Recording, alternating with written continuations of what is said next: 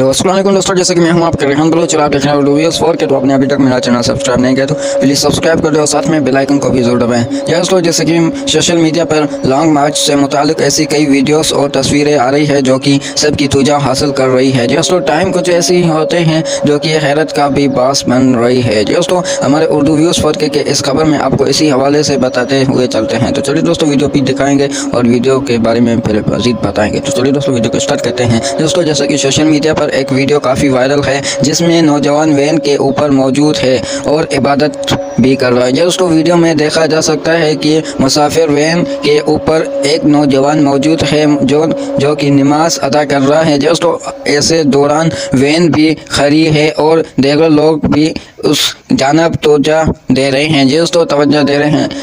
ऐन मौकन है कि ये मीडिया ही की गाड़ी हो, क्योंकि इससे वैन के छत पर कैमरा भी मौजूद है। दोस्तों, टाइम कुछ कहना काबिल वक्त हो गया, लेकिन इस वीडियो ने सबकी तवज्जो ज़रूर हासिल कर ली होगी। दोस्तों, जैसे कि आपको पहले वीडियो दिखाते हैं और वीडियो में आपको मज़ीद जानकारी मिलेगी। तो चलिए दोस्तों, वीडियो को स्टार्ट करते हैं।